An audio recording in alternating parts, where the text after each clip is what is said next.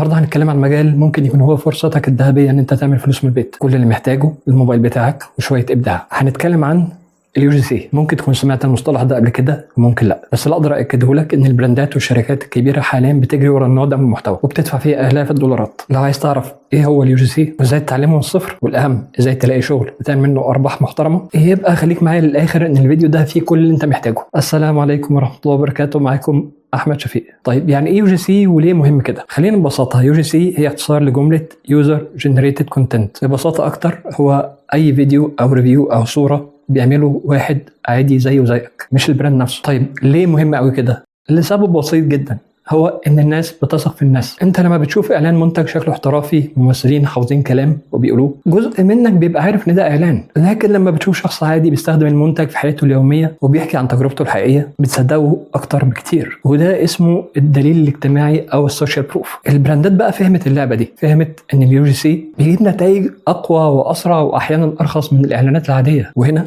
بيجي دورك ازاي تتعلم فن اليو جي سي. علشان تبقى صانع محتوى يو جي سي شاطر، انت مش محتاج كاميرا سينمائيه ولا فريق تصوير. الموضوع ابسط من كده بكتير، بس محتاج تركز على كام حاجه. اول حاجه ان الموبايل بتاعك هو سلاحك. اتعلم اساسيات التصوير بالموبايل، واهم حاجه اضاءه كويسه ونور الشمس هو احسن صديق ليك في القصه دي، وصوت واضح ونقي. ممكن تستخدم الميكروفون بتاع سماعه الموبايل في الاول. اتعلم مونتاج بسيط، برامج زي كاب كات وان شوت على الموبايل كافيه جدا. وتعلم تعمل انتقالات بسيطه او ترانزيشنز، تكتب على الفيديو وتضيف مؤثرات صوتيه مناسبه. ثالث حاجه ودي حاجه مهمه جدا، وهي احكي قصه، الستوري تيلينج. اليو جي سي ناجح مش مجرد ان هو بيعرض المنتج، لازم تحكي قصه صغيره. ايه المشكله اللي المنتج ده حلها؟ ازاي يغير في يومك؟ وخليك طبيعي وعفوي وما تصنعش. ورابع حاجه، ذاكر المحتوى الناجح. افتح التيك توك والانستجرام ريلز وشوف المنتجات اللي بتظهر لك، حللها وشوف الاعلان ده ليه وقفك عنده وخلاك تكمله، ايه اللي عجبك فيه. الخلاصه اتعلم من اللي غيرك بيعمله صح. خامس حاجه، اتمرن على المنتجات اللي عندك في البيت. قبل ما تفكر تشتغل، هات اي منتج عندك في البيت بتحبه وابدا اعمل له فيديوهات اكنك بتعمل له اعلان. اعمل فيديو انبوكسنج، فيديو استخدام، فيديو قبل وبعد. ده هيدي لك خبره وثقه. طيب السؤال المهم واللي اكيد جه على بالك، ازاي اشتغل وازاي اكسب؟ فانت اتعلمت الاساسيات، ازاي بقى احول المهاره دي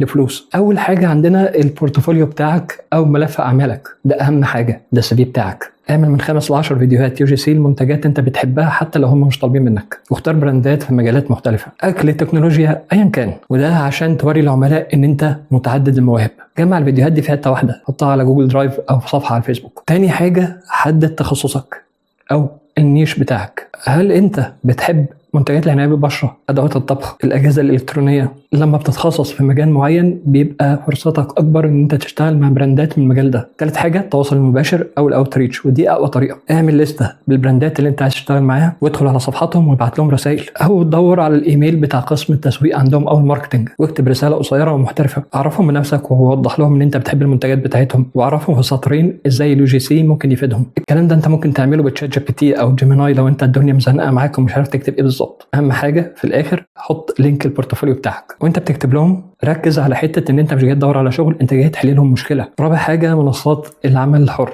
مواقع زي اب وورك او حتى مجموعات الفيسبوك المتخصصه في التسويق، بينزل عليها فرص لناس محتاجه صناع محتوى يو جي سي. جزء مهم جدا برضو ازاي تسعر شغلك صح وتكسب بالدولار. وصلنا لاهم نقطه، الفلوس. تسعيرك يعتمد على كذا حاجه، بس في نقطتين اساسيتين. سعر الفيديو نفسه، فممكن تحدد سعر معين للفيديو الواحد، مثلا $100 او $150 للفيديو لمده 30 ثانيه. او بقى الطريقه الثانيه ان انت تعمل باكج زي مثلا 3 فيديوهات وصورتين بالسعر الفلاني. النقطه الثانيه هي حقوق الاستخدام او اليوزر رايتس، ودي كنز حقيقي. لو البراند هياخد الفيديو بتاعك ويستخدمه في اعلانات مموله على الفيسبوك مثلا، لازم يدفع لك فلوس زياده مقابل حقوق الاستخدام، ودي بتكون نسبه مئويه من سعر الفيديو الاصلي، مثلا 25% زياده، وبتكون لمده محدده مثلا شهر او 3 شهور. اوعى تتنازل عن النقطه دي عشان ارباحك الحقيقيه بتيجي من النقطه دي. ما تخافش من التفاوض، وابدا باسعار معقوله. لما خبرتك تزيد سعرك هيزيد معاها.